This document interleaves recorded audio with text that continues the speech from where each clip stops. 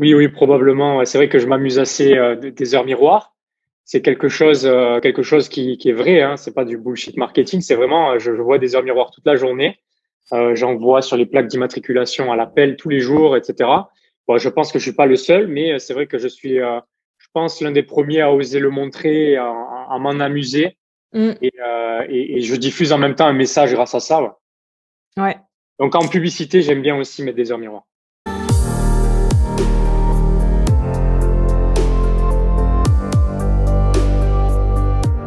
Mais il y a toujours aussi un petit peu le côté de développer son activité où je pense que c'est là-dessus aussi que toi, tu aides tes clients, si j'ai bien compris. Ouais. Alors, À partir de qui, à partir voilà, de qui ils sont, ouais. c'est ça. Parce que le Et, business pour le business, euh, ben, je pense qu'aujourd'hui, on est en train d'évoluer à ce niveau-là. mm, On s'aperçoit qu'il y a beaucoup de choses qui fonctionnaient par le passé, qui ont du mal à fonctionner. Il y a, je pense, aussi eu un effet d'absence d'éducation du marché.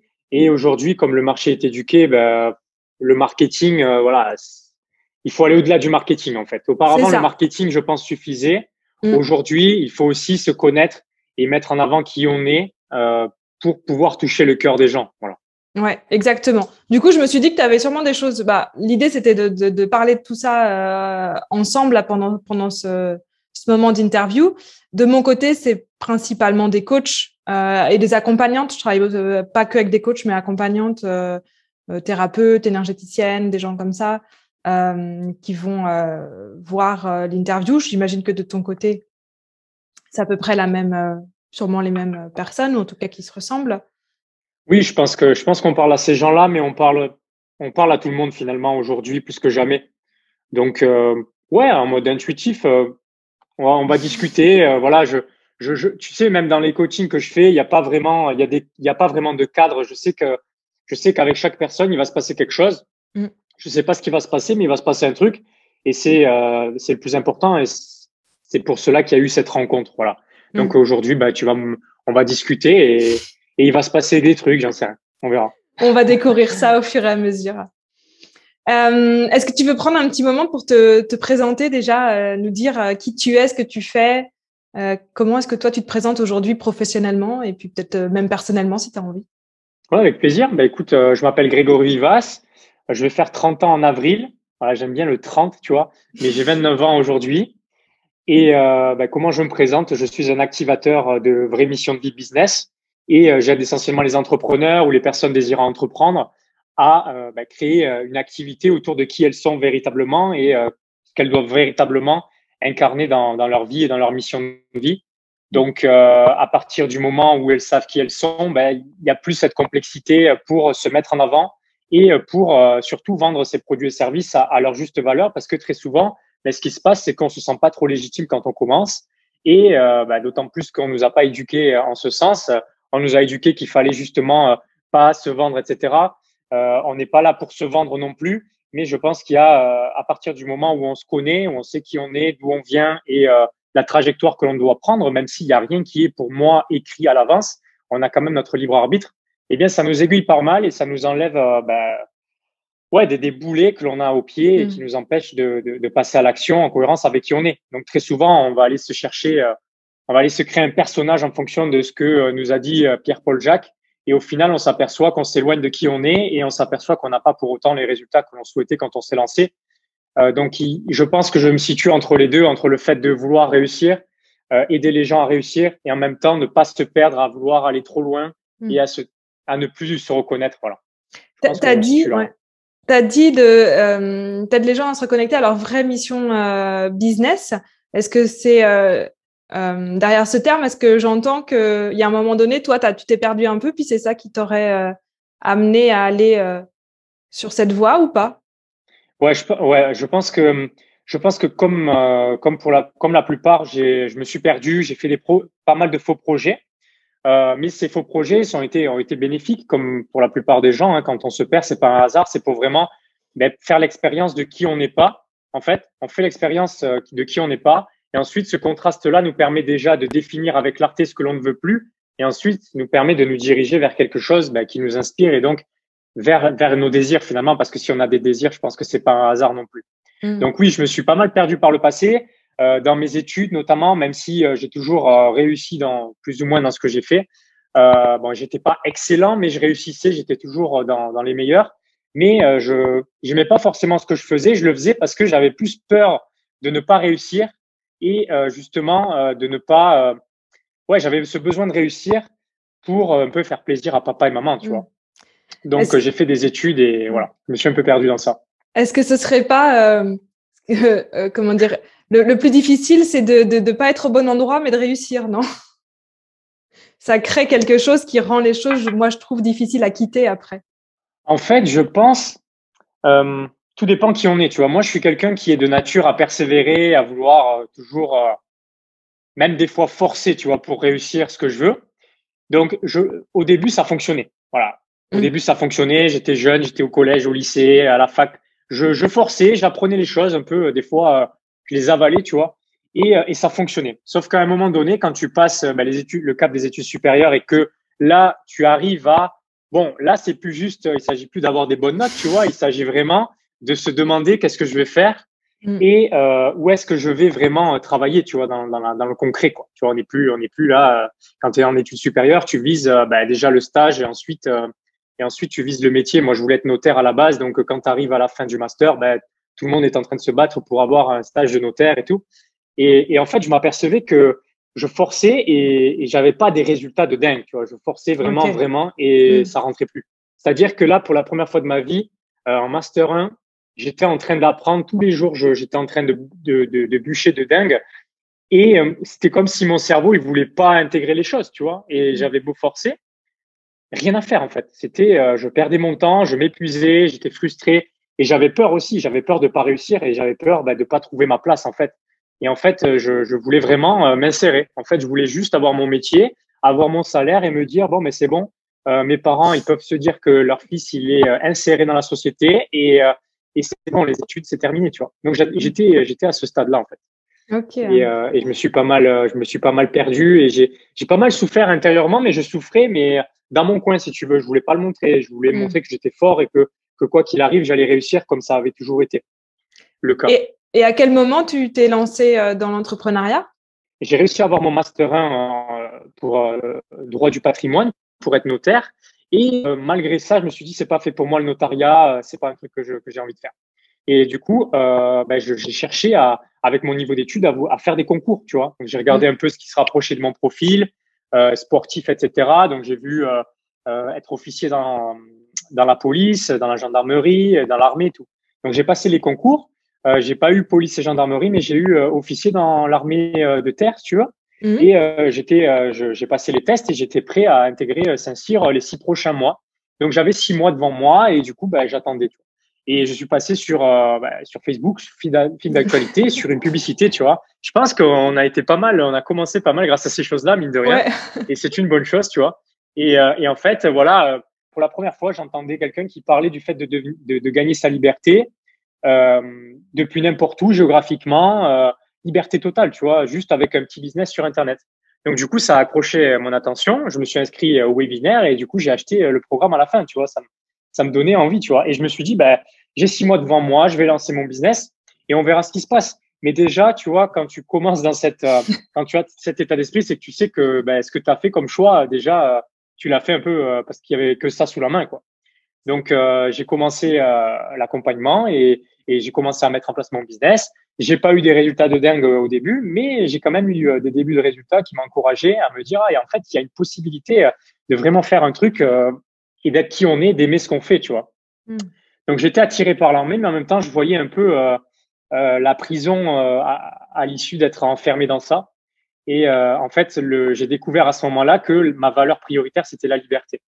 C'était le fait de pouvoir vraiment être libre, quoi. C'est vraiment ma liberté première, tu vois. Du coup, voilà comment je suis arrivé à m'intéresser à ce qui se passait sur Internet, alors qu'à la base, j'ai juste des études de droit et je pensais aller dans l'armée, tu vois. Voilà. Ouais. C'est super intéressant. Et du coup, comment est-ce que, quand tu as commencé à créer du coup ton business, tu t'es automatiquement dirigé vers l'accompagnement ou ça a été autre chose au départ? Non, pas du tout. Mon premier business, j'ai suivi le formateur. Il m'a dit, ne réinvente pas la roue, suis ce qui marche. Et ma première idée de business par rapport à ce que j'avais vu qui m'intéressait, c'était de créer des sites web, de monter des équipes et de vendre des sites web pour des entreprises. Voilà. C'était ma première idée de business. Donc, ça n'a pas du tout marché comme je l'espérais, ok. Mais comme je te disais, ça a quand même validé le fait qu'il y a possibilité de faire des choses différemment. Des choses, forcément, quand tu es dans le système et que tu fais tes études, tu es tellement focalisé dessus que tu vois pas qu'il y a d'autres chemins possibles et d'autant plus qu'avec Internet, les choses se sont vachement accélérées. Donc, ça a été juste voilà le premier pied sur Internet, on va dire, pas sur l'accompagnement. J'étais loin d'imaginer à l'époque que j'allais accompagner des personnes et que j'allais faire des missions de vie avec du tarot de Marseille. Oui, on va y revenir. Et que j'allais voir des heures miroirs, tu vois. Donc, voilà, très, très loin du truc. Et du coup, t'es pas rentré à l'armée du tout? Non, j'y suis pas du tout allé. J'ai fait les tests et ensuite, je me suis lancé et du coup, j'ai renoncé à y aller.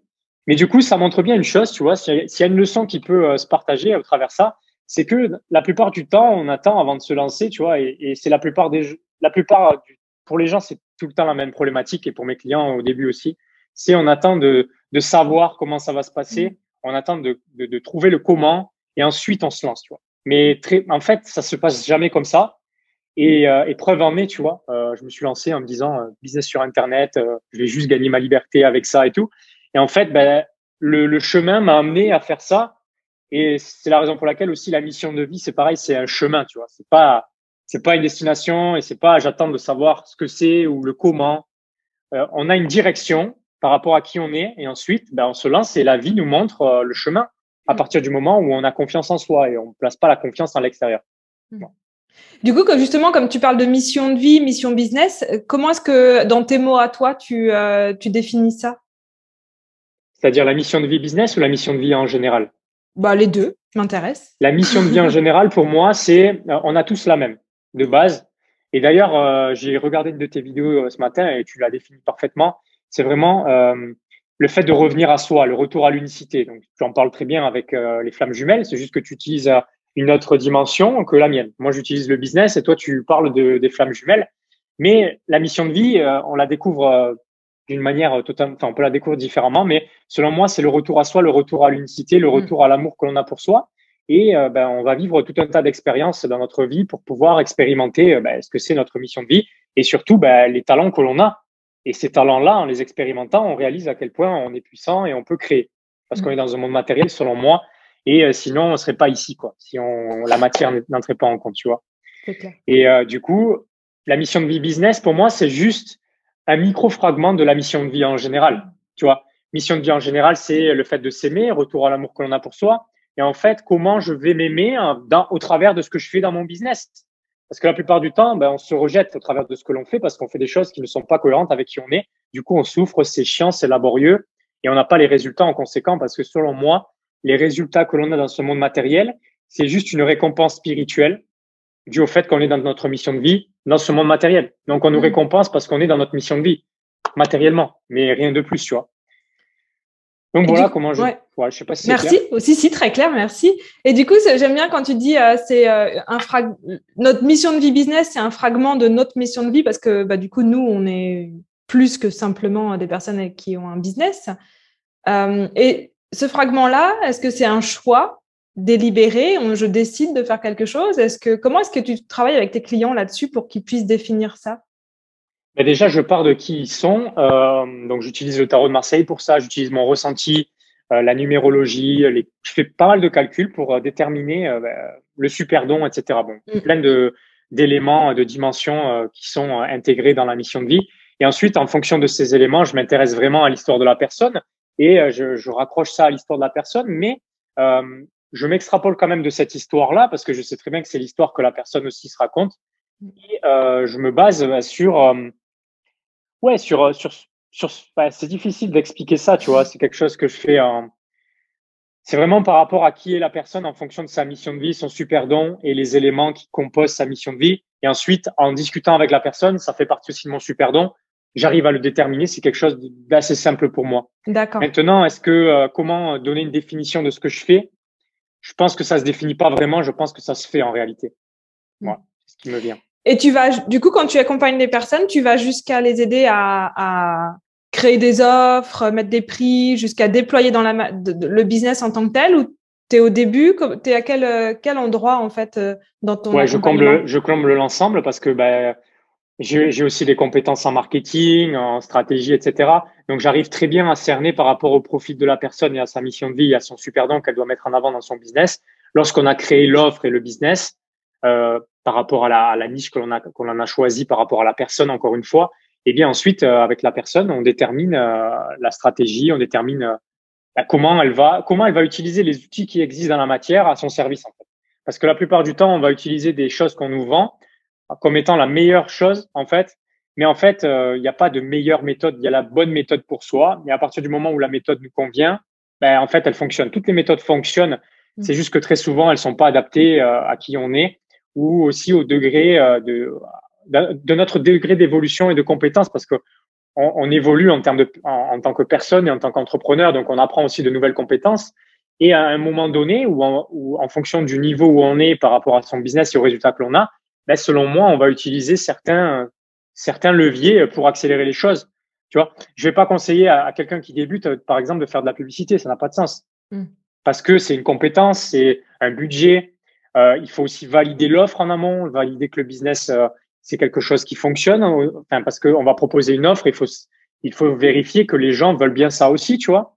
Donc, je pense qu'il y a pas mal d'éléments à valider avant d'utiliser certains types de méthodes. Voilà. Ok. J'aime bien ce que tu dis parce que moi, je trouve que c'est important de donner un message. Enfin, en tout cas, dans mon message, c'est important de dire qu'il y a autant du qui je suis, de tout ce qu'on crée à partir de nous, mais en même temps, il y a des choses concrètes. On fait pas de pub si t'as pas validé une offre, Ouais. tu pars pas dans tous les sens, enfin, tu changes pas d'avatar toutes les 4 minutes ou d'offre toutes les 4 minutes. Et tout ça, c'est un travail en tant que tel dans la matière. Et la matière, on a besoin de l'expérimenter. Enfin, moi, j'ai l'impression que c'est des choses que, dans ma manière de faire les choses, c'est que j'expérimente dans la matière pour trouver et affiner les choses. Ouais, je suis d'accord avec toi. D'ailleurs, il y a beaucoup de gens qui ont aussi ce fantasme-là de quand on travaille avec la spiritualité, même si on est spirituel en général, tu vois, je parle comme ça parce que justement les gens vont comprendre, tu vois. Oui. Mais il s'agit pas de rien foutre en fait de sa journée et d'attendre que ça tombe en fait, tu vois. Il y a beaucoup de gens qui pensent que c'est le cas. C'est certain que si tu passes à l'action sans savoir qui tu es, tu vas t'épuiser, tu vas faire des actions qui n'ont pas de sens et du coup tu peux pas t'attendre à avoir des résultats. Mais il faut pas non plus penser à l'extrême opposé, à se dire en fait passer à l'action ça sert à rien, tu vois. Il faut juste manifester en priant, en faisant des incantations, voilà, avec toutes ces choses-là aussi qu'il y a beaucoup de gens qui s'amusent à vendre aussi. Voilà, je pense que voilà, chacun croit en ce qu'il veut. On est des êtres spirituels incarnés dans un monde matériel, donc la spiritualité, ça a du sens de l'utiliser. Maintenant, il faut aussi prendre le temps de voir comment adapter ça, comment l'implémenter dans la matière. C'est certain.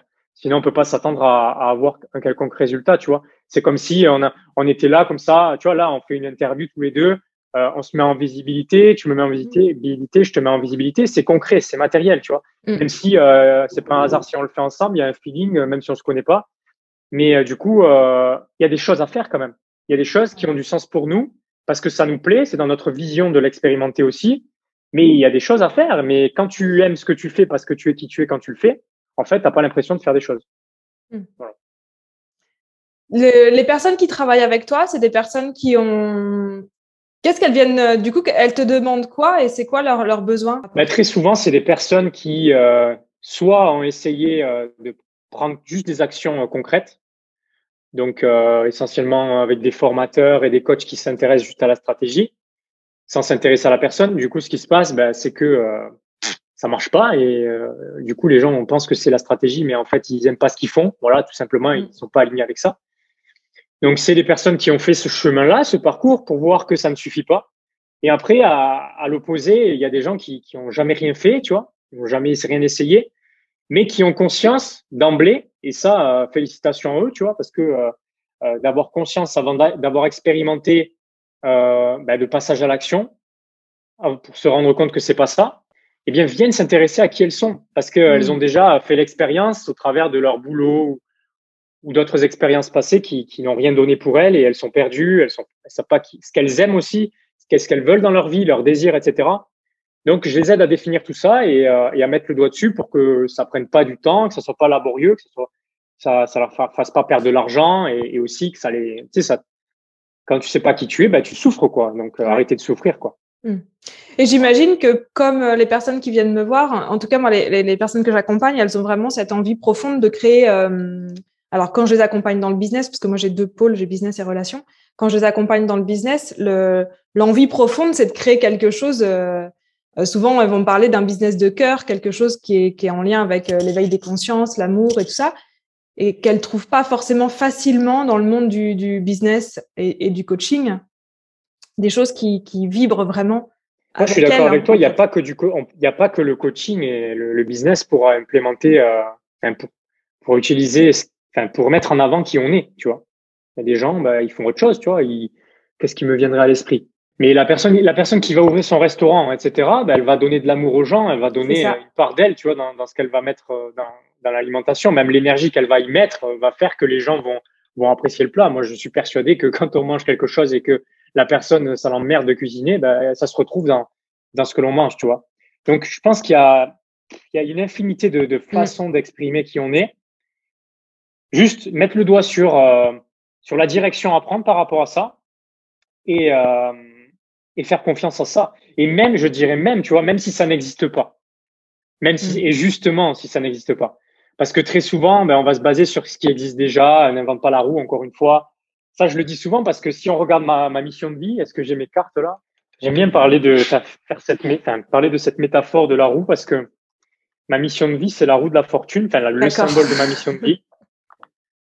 Et du coup, si on regarde la carte, tu vois, c'est une roue qui tourne, tu vois.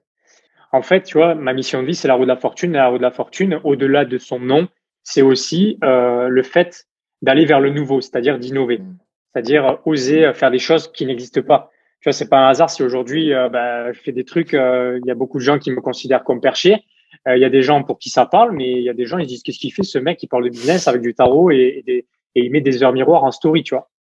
Mais tu vois, c'est oser montrer qui on est, ce que l'on aime et surtout ben, aller vers ce qui n'existe pas. Donc aujourd'hui, bien évidemment, il y a beaucoup de gens qui voient mes pubs et tout et qui se disent ah putain ce mec en fait il fait des trucs et ça a l'air de marcher, tu vois. Du coup, je vais faire la même chose.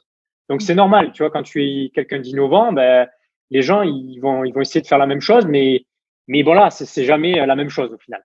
Et du coup, se faire confiance par rapport à ça.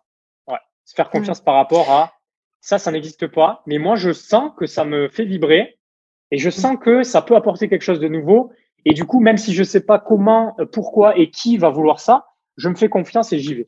Ça, c'est super intéressant. Je trouve que c'est précieux à entendre parce que dans le marketing, on va dire un peu basique, on va nous dire si ça n'existe pas, c'est peut-être parce qu'il n'y a pas de marché, c'est parce que ça intéresse personne et tout ça.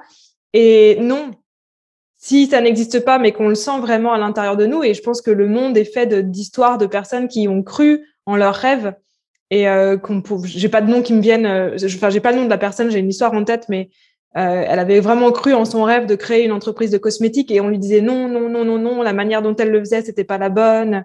Elle mettait pas en avant ce que les gens voulaient voir sur le marché. Et aujourd'hui, elle a une entreprise de cosmétiques qui rapporte des millions, voire peut-être des milliards, je sais pas où elle en est. Et je trouve ça vraiment précieux de se dire, bah, non, c'est pas parce que ça existe pas qu'il n'y a pas de marché. Peut-être que c'est pour toi. Ouais. Donc ça paraît être une exception parce que la plupart du temps, justement, les gens ne prennent pas de risques et ne veulent pas créer ce marché parce que c'est risqué de le faire. Mais bah, s'il y a des gens qui sont innovants, c'est pas pour rien non plus, c'est pour apporter quelque chose de nouveau. On peut pas vraiment créer du nouveau basé sur de l'ancien. Du coup, bah, se faire confiance, le ressentir, ça veut dire le ressentir en soi et sans avoir besoin de voir que ça marche, y croire. Tu vois, c'est ça, avoir foi en fait en ce que l'on fait. Tu vois, j'ai pas besoin de voir le truc, je le ressens. C'est comme si c'était déjà là. Du coup, j'y vais, je me fais confiance et si j'y vais avec le cœur, ben, il y a de fortes chances que ça fonctionne.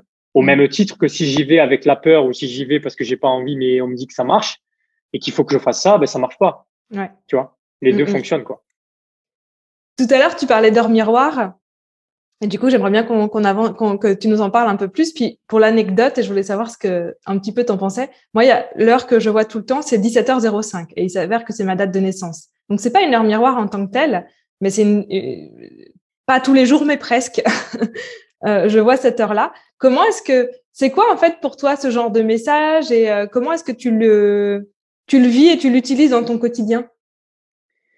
Alors, les heures miroirs, c'est des signes à part entière. Tu vois, moi, je vois des heures miroirs parce que je pense que j'ai un attrait au nombre ou parce que ils ont compris, tu vois, mes guides ou les êtres qui m'aident au quotidien, que c'est quelque chose qui est facile pour moi de repérer. Donc, c'est évident. Donc, ils m'en mettent plein, tu vois. C'est des signes qui valident certaines pensées, enfin, qui les valident ou qui les invalident en fonction de ce que tu ressens. Si tu te sens aligné au moment où tu vois une heure miroir, si tu te sens bien, ben, ça valide que cette pensée était correcte. Parce que quand tu penses correctement, tu te sens bien. Si tu te sens mal, c'est que tu penses pas correctement, déjà. Donc, si tu te sens mal et tu vois une heure miroir, ça veut dire que ben, tu peux ramener cette heure miroir au côté, je dirais, négatif. Si tu ramènes l'heure à une arcane du tarot de Marseille, il y a un côté négatif, un côté positif. Même si j'aime pas dire ça, mais c'est pour que les gens comprennent et vulgarisent. Et en fait, ben, ça invalide ou ça valide une pensée que tu as eue. Donc, si tu ressens que c'est juste, ben, si tu as une idée à ce moment-là, ben, ça valide cette idée-là. Donc, vas-y, tu vois, ne cherche pas plus loin. Et si, enfin, je parle aux gens qui regardent, tu vois. Et mais si tu te sens mal et si tu as des doutes et des peurs et tout, ça veut dire qu'il y a quelque chose à changer à ce niveau-là. C'est que tu es pas branché sur la bonne pensée et du coup, ben, tu ressens pas correctement. Parce que le fait de se sentir bien, c'est le plus important dans notre vie. C'est le guide, c'est le fait de se sentir bien. C'est comme ça qu'on est guidé, tu vois. Du Et il coup, y a ouais, des c'est des différences. signes. Il y a des différences en fonction du coup, comme tu aimes bien les chiffres, est-ce qu'il y a des différences? Tu comprends les choses différemment en fonction des chiffres que tu vois ou est-ce que c'est principalement en lien avec ce que tu ressens sur le moment? Tu vois, je sais pas s'il est 11h11 ou s'il est 22h22, est-ce que c'est des choses qui vont toi te donner un message différent? Oui, chaque heure miroir a une signification. D'accord. Euh, donc, d'ailleurs, j'ai fait une panoplie de vidéos à ce sujet sur ma chaîne. Je crois Ok, que toutes bah, les heures miroirs sont abordées. je mettrai le lien. Mais j'aimerais préciser certaines choses et ça, je le précise aussi dans les vidéos. C'est que voilà, sur Internet, il y a plein de significations. Il y a plein de personnes qui écrivent des articles sur ça, des vidéos et tout. Donc, c'est cool, tu vois, ça donne une direction. Mais il faut pas, je pense, se baser sur ces interprétations uniquement pour soi. Il faut surtout ramener à ce que l'on est en train de ressentir et penser à ce moment-là. Ouais, en fait, une heure miroir, c'est là pour refléter quelque chose qui est en toi, en fait. C'est un reflet, c'est un miroir qui te permet de voir, en fait, une pensée ou un ressenti que tu as eu à un moment T. Donc, le jeu, c'est d'être conscient de ses pensées, tu vois. Sinon, si tu vois une heure miroir et tu te dis, ah ouais, j'ai vu une heure miroir. Non, c'est de se dire, bon, je pensais à ça et là, j'ai vu ça. Du coup, je ramène l'heure miroir à cette pensée. Je me dis, ah, je me sentais bien ou pas bien. Ah, je me sentais bien, c'est que ça valide. Je me sens pas bien, voilà. Ça, c'est le truc global. Ensuite, par rapport à la numérologie, forcément, il y a des significations un peu plus précises, tu vois. Donc, si tu prends 11h11, par exemple, donc c'est une suite de 1. Donc, tu peux voir ça comme un portail, tu peux voir ça comme un chemin qui est tracé, tu vois. Donc, ça veut peut-être dire que tu es sur le bon chemin, ça veut peut-être dire aussi que tu étais dans le mental, parce que 11, c'est l'arcane de la force, et la force, c'est aussi le fait de vouloir tout maîtriser à l'extérieur, tu vois. Donc, ça dépend. Si tu es dans la peur à ce moment-là, ben, c'est le fait de, ben là, tu dois revenir dans le lâcher prise parce que tu voulais contrôler les éléments extérieurs par rapport à une situation ou quelque chose qui te trotte dans la tête ces temps-ci. Ou si tu vois 11h11 et tu penses à un truc innovant, par exemple une idée, tu n'oses pas trop la mettre en avant parce que justement, tu as l'impression que personne ne l'a fait, que pour qui tu te prends de faire ça. Mais ça veut peut-être dire il y a quelque chose à aller creuser en ce sens-là. Et ça t'encourage à y aller. Tu vois. J'aime beaucoup Alors, comment tu le dis parce que du coup, ça demande et ça remet énormément de conscience et de pouvoir et de responsabilité à la personne qui voit les heures miroirs. En fait, l'erreur, je pense, tu vois, dans les heures miroirs ou l'astrologie, etc., le tarot et tout, c'est de prendre ces instruments-là et de leur donner le pouvoir, en fait. C'est-à-dire, je tire une carte là et après, en fonction de ce qui se passe, ben, je fais, tu vois. Il faut toujours ramener à soi ce que l'on ressent, tu vois. Mais c'est des outils qui nous permettent de valider, de prendre des décisions. Mais les décisions, en fait, passent par le ressenti. Donc, tu apprends comment tu ressens, chacun ressent différemment. Et ensuite, si tu as besoin d'un support pour valider ce ressenti, tu peux utiliser le tarot, tu peux utiliser un pendule. Voilà, il y a plein d'outils pour ça, tu vois. Voilà. Yes. Donc, du coup, ça, si je comprends bien, dans ta manière d'accompagner, il y a cette partie-là. Les gens, ils viennent aussi pour aller chercher ça. Le tarot, les gens vont utiliser le tarot avec toi? Non, pas du Pas tout. La spécialement. plupart, C'est toi non, qui… Oui, c'est moi qui l'utilise parce que j'aime ça. C'est un outil que j'aime et que, D'accord. ouais, ça m'amuse de l'utiliser et c'est un outil avec lequel je suis vraiment familier. J'ai une facilité d'interprétation, de ramener ça à moi, aux pensées, aux numéros, etc. D'accord. Mais la plupart de mes clients, non, ils l'utilisent pas du tout. Quelquefois, ils me demandent conseil par rapport à ça. Ils me demandent peut-être un tirage ou quoi pour voir, pour avoir de la clarté par rapport à une problématique qu'ils rencontrent, que ce soit au niveau business ou que ce soit au niveau personnel. Il y a Mm. pas mal de gens qui viennent, ils pensent que c'est pour le business, mais au final, c'est essentiellement, il y a plein de trucs personnels à régler. Et le business, c'est juste la face visible de l'iceberg, la raison pour laquelle ils pensaient venir vers moi. Mais je suis persuadé que ce soit moi pour le business ou que ce soit toi pour le business et aussi les flammes jumelles, ben, c'est des prétextes pour mettre en relation des gens. Et Mm. si on rencontre certaines personnes, c'est pas un hasard. Je pense qu'ils viennent chercher quelque chose chez nous plus que sur le thème que l'on aborde. En fait. Voilà. Bien sûr. Oui, oui, totalement. Totalement. Ça, moi, ça me fait penser en général, les personnes qui viennent à moi, par exemple, c'est des personnes qui ont ces deux domaines de vie, business et relations, et principalement couple. Donc, vie sentimentale et vie professionnelle, c'est deux domaines de vie qui ont toujours été dans toute leur vie hyper hauts. Et il y en a jamais un qui a pris le dessus sur l'autre et ils se retrouvent avec ces deux-là et comment est-ce que je fais pour avancer sur les deux en même temps sans forcément, si je me mets à fond dans mon business pour pas que ça ait un impact sur ma vie, des choses comme ça. Donc, je te rejoins totalement que les gens, ils viennent en résonance. Qu'est-ce que tu penses par rapport à ça, justement? Est-ce que tu penses qu'il faut se focaliser sur un des piliers que l'on a envie de développer à court terme ou à un instant T ou sur un moyen long terme? Ou est-ce que tu penses qu'il faut maintenir un équilibre entre les deux? Comment tu vois les choses par rapport à ça, toi? La réponse, elle va bien sûr être différente pour chaque personne, mais pour pouvoir avoir sa réponse personnelle et individuelle sur ce sujet, j'irai creuser sur les liens qu'il y a entre les deux domaines qui sont les plus importants à l'instant T ou les domaines qui sont les plus importants à l'instant T. Donc moi, dans la manière dont je travaille, c'est professionnel, donc business et relations. Et souvent, moi, ce qui arrive, c'est souvent qu'on me dit, bah là, mon urgence, c'est business, donc on va parler business, c'est ça que je veux faire bouger. Puis on va creuser, puis en fin de compte, le truc qu'il fallait dénouer, il était au niveau relationnel. Donc de toute façon, les deux vont monter ensemble. On va les élever ensemble à chaque fois. Mais ce qui va être important, c'est d'aller chercher le lien entre les deux. Et Ok. pas, du coup, pas forcément d'aller que sur l'un ou que sur l'autre. Je suis d'accord avec toi, mais il y a un truc aussi que j'aimerais soulever, c'est que très souvent, je remarque que ce soit moi, ça a été le cas, ou les personnes que j'accompagne, il y a une forme de culpabilité dans le fait de se focaliser sur un des piliers à un instant, tu vois. Mm. Par exemple, comme tu le dis, il y a certaines personnes, ben, elles veulent vraiment focus business, elles veulent, c'est leur priorité absolue à cet instant-là. Ça veut pas dire qu'elles négligent leur côté relationnel, mais à cet instant-là, c'est ça sur lequel elles doivent se focaliser. Mm. Et mon point de vue à moi, c'est on ne doit pas culpabiliser de faire passer en priorité certaines choses. Ça ne veut pas dire qu'on néglige les autres choses. Ça veut dire qu'à un instant T, on va faire passer quelque chose en priorité. Selon moi, c'est quelque chose de normal parce que ben, pour que quelque chose évolue, il faut quand même focaliser sur quelque chose. Ouais. Il faut focaliser. C'est juste une C'est loi mettre de universelle. l'énergie, en fait. Tu mets de l'énergie sur Ouais, ça et tu le fais grandir, en fait. Ouais, c'est ça. Voilà, c'est mon point de vue. Donc, il y a peut-être certaines personnes qui pensent que oh là là, je néglige mon côté privé, mes relations quand je me focalise sur le business, tu vois. Et j'ai pensé ça à un moment donné, tu vois.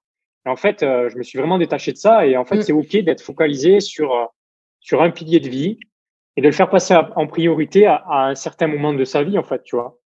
Voilà. Oui, oui. Moi, alors ça, je suis totalement en accord avec ce que tu dis et puis surtout sans culpabiliser. Si à ce moment-là, c'est ça qui est le plus important pour toi, bah vas-y à fond, en fait. Ouais. Mais je suis d'accord sur le fait que ça nourrit le côté relationnel et c'est vraiment des vases communicants, en fait.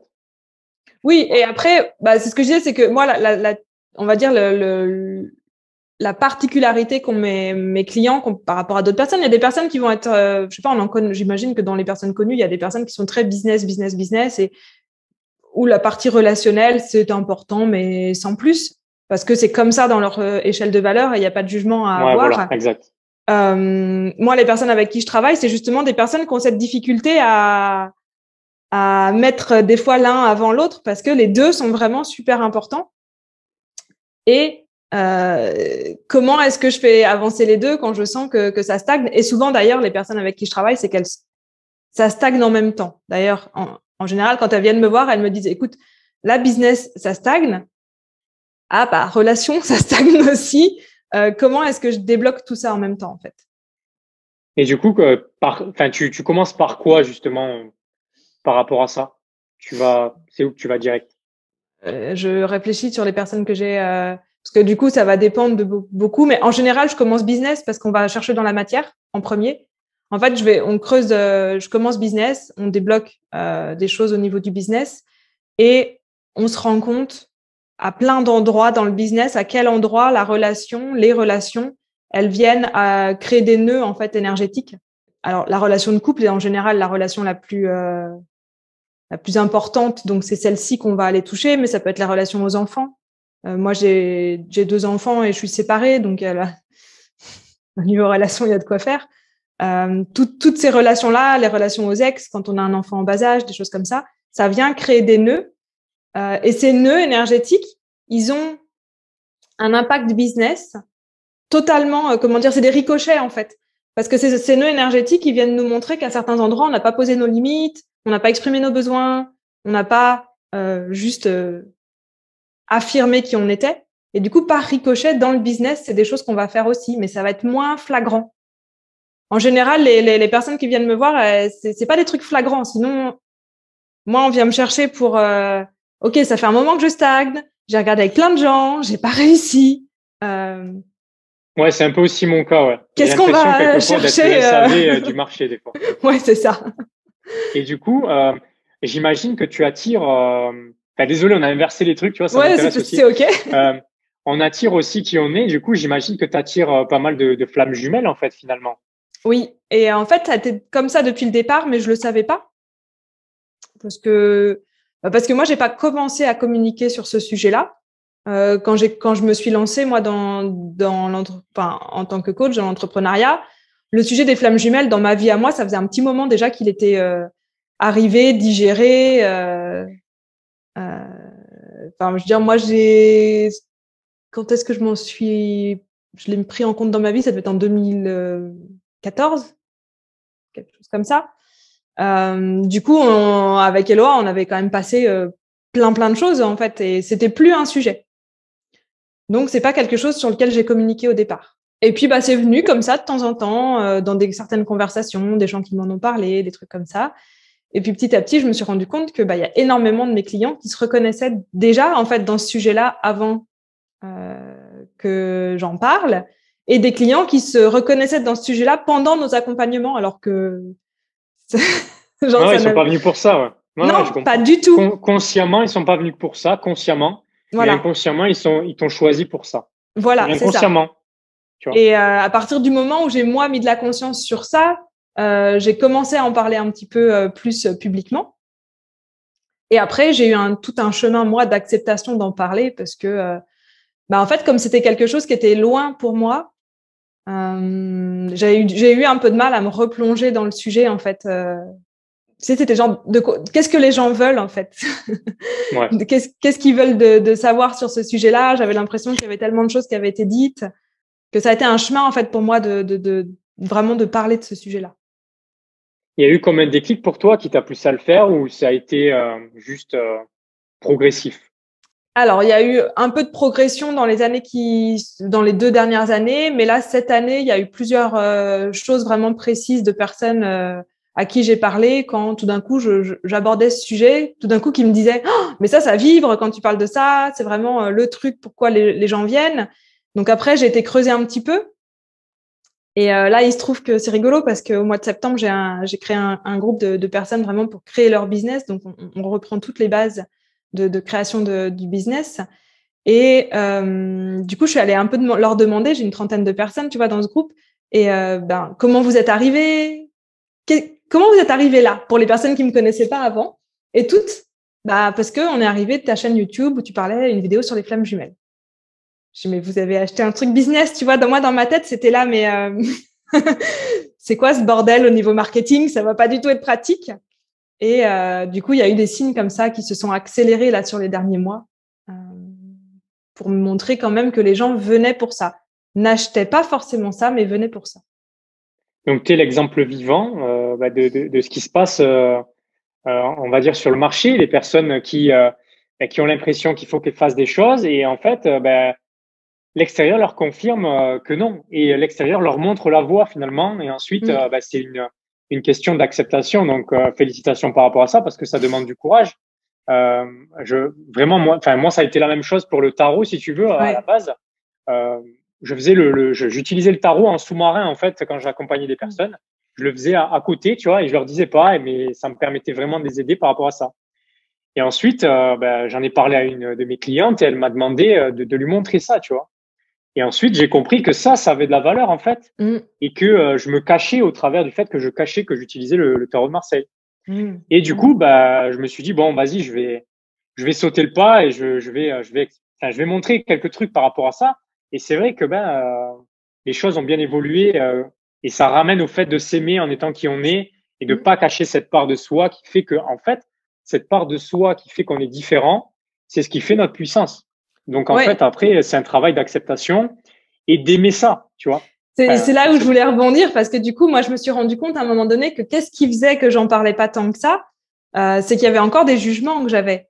Ouais. Il y avait encore du jugement sur les concepts de flammes jumelles et tout parce que plein de fois, on me disait oui, mais assume plus ta spiritualité et tout. Puis moi, j'étais là, les gars, quand même, j'ai créé un oracle. Ça va. J'ai quand même l'impression d'assumer au niveau de ma spiritualité, mais j'avais pas été dans cette précision-là de flammes jumelles. Et en plus j'avance sur le sujet, plus je me rends compte qu'on a une vision avec Éloi assez pas différente, mais assez quand même particulière du sujet.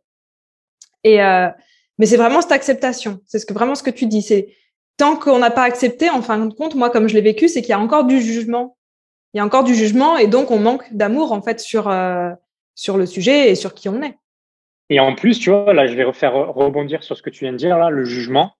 Il y a une carte qui est parlante par rapport à ça. Donc, c'est la carte du jugement, tu vois. Et en fait, le jugement, c'est vraiment la notion de culpabilité, en fait.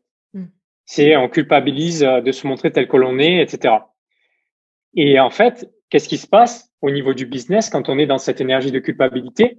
En fait, la culpabilité, c'est la porte d'entrée vers la pauvreté, quoi. On se ferme des opportunités, on se ferme l'accès à l'abondance matérielle, financière, parce que l'amour et l'argent, c'est une même énergie, c'est relié. Donc, quand tu fermes le canal de l'amour, tu fermes le canal de l'argent. Et du coup, sans savoir pourquoi, tu te dis, mais comment j'arrive pas à avoir des clients, tu vois?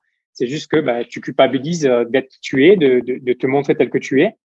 Tu te juges de ne pas être assez ou voilà. Et du coup, tu as peur par effet miroir que les gens te jugent et en fait, la porte d'entrée est fermée, quoi. Exactement. Et tout à l'heure, tu as dit ce qui était intéressant. Tu m'as dit que du coup, j'avais utilisé quand même l'extérieur pour comprendre en fait ce chemin-là. Et ça, c'est quelque chose que ça m'intéresse de creuser parce que toute une partie de mon chemin, c'est bien sûr de revenir, puis de notre chemin à tout le monde, c'est de revenir à moi, de revenir à ce que je veux, à mon intuition, au cœur et tout ça, et donc de pas me laisser embarquer par l'extérieur, de pas être en comparaison, de pas faire ce que les gens attendent de moi, parce que sinon il y a le risque de je me suradapte aux gens et je suis pas capable de poser mes limites et d'exprimer mes besoins. Comment est-ce que tu fais parce que du coup, moi, il y a eu toute une partie de l'année, au début de l'année, où je réussissais à me trouver l'excuse que non, mais flamme jumelle, c'est ce que les gens attendent de moi. Donc, si c'est ce que les gens attendent de moi, je vais pas y aller parce que moi, mon chemin, c'est de revenir à moi et c'est de pas faire ce que l'extérieur me dit de faire. Tu vois, quand même, le truc. Ouais. Non, mais je comprends ce que tu veux dire. C'est quoi un petit peu ton point de vue ou ton expérience par rapport à ça? En fait, je considère que les gens à l'extérieur, entre autres, c'est des messagers. Mais en fait, je prends conscience des messages quand ils sont faits inconsciemment, tu vois. Par exemple, je sais pas, je suis sur un sujet pendant une période, etc. Et des choses qui me préoccupent, j'ai besoin de réponses.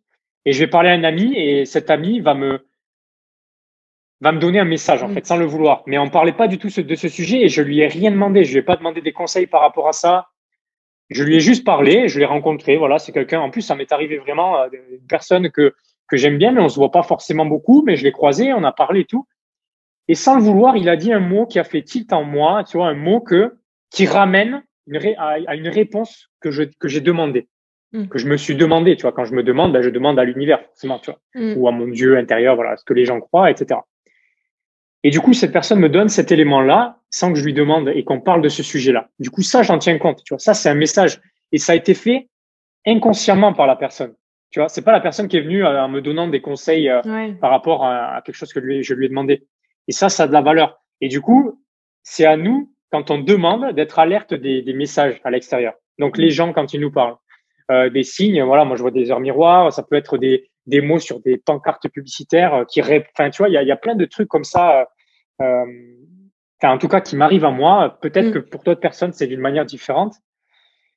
Mais je pense qu'il faut pas demander, enfin, il faut pas chercher à ce que ce soit les gens qui répondent à nos questions, mais je pense qu'il faut les laisser nous donner des réponses, mais sans qu'ils le sachent. Enfin, voilà. C'est comme ça que Ouais, je vois j'aime les choses. beaucoup. J'aime Du coup, beaucoup comme tu le l'extérieur l'expliques. t'aide à te diriger, mais enfin, pour moi, mon avis, il faut pas que ça soit fait avec une intention de le faire par les gens. Et là, tu sais que c'est un vrai message.